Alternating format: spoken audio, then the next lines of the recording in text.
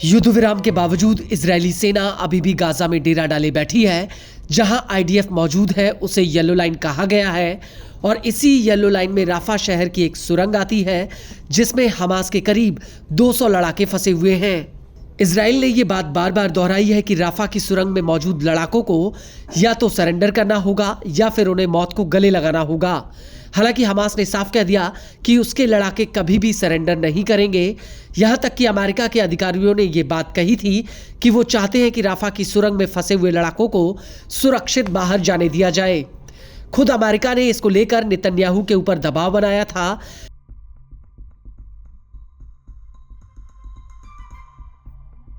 लेकिन अब राफा की इसी सुरंग को लेकर एक बहुत बड़ी खबर सामने आई है जो ट्रंप के सीज फायर प्लान के लिए एक बहुत बड़ी मुसीबत बन सकती है।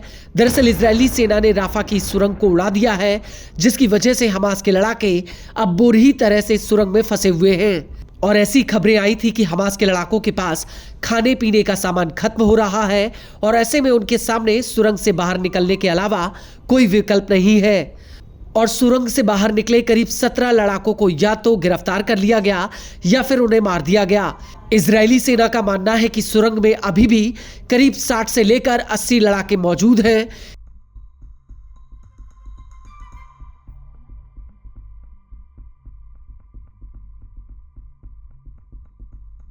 इसको लेकर इजरायली सेना के चीफ ऑफ स्टाफ एयाल जामेर का कहना है कि इजरायली सेना ने राफा में सुरंग के रास्ते का एक हिस्सा तोड़ दिया है और हमास के लड़ाकों के पास कोई चारा ना होने पर वो सुरंग से बाहर निकलने लगे।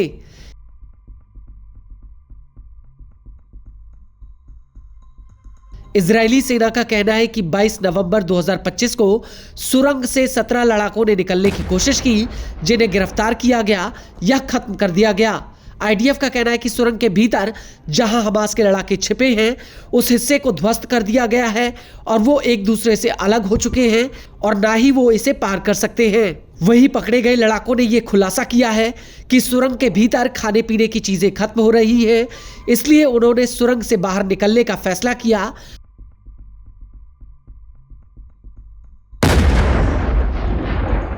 आईडीएफ का अनुमान है कि सुरंग में बने अलग अलग कमरों में करीब 60 से लेकर 80 लड़ाके बचे हुए हैं। एक कमरे में करीब 30 लड़ाके हैं। इनमें से कम 10 की मौत हो चुकी है।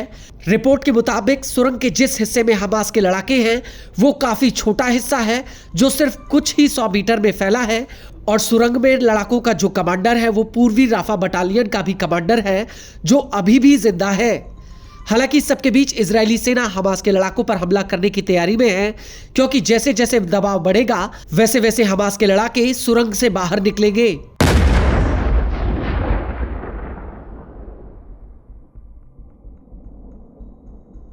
वहीं इसको लेकर आईडीएफ के एक अधिकारी ने इजरायली न्यूज एजेंसी को दिए इंटरव्यू में बताया कि मैं उस वक्त ड्यूटी पर थी, मैं अपना काम कर रही थी। 6:30 बजे मैं उस जगह पर गई और देखा कि एक छोटी गतिविधि मलबे के पीछे हो रही है।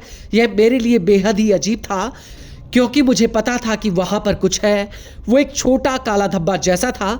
मैं वहां करीब 2 मिनट तक बनी रही और इस दौरान मैंने उस काले धब्बे को लगातार ऊपर नीचे जाते हुए देखा। मैं इस बात को लेकर आश्वस्त थी कि ये एक व्यक्ति है।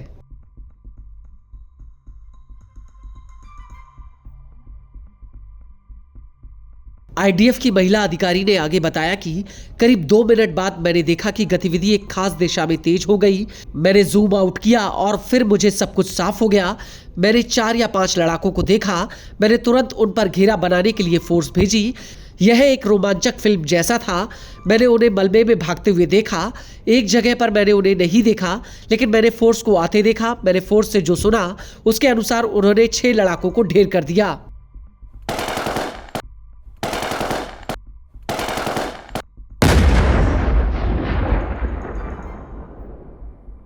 आपको बता दें कि राफा सुरंग में फंसे हुए लड़ाकों को लेकर हमास के लीडर पहले ही कह चुके हैं कि सुरंग में मौजूद लड़ाके अपने हथियार हरगिज नहीं डालेंगे। हालांकि ट्रंप ने यह ऑफर दिया था कि ये लड़ाके चाहे तो तीसरे देश चले जाएं या फिर वापस गाजा में हमास के कब्जे वाले इलाके में लौट सकते हैं।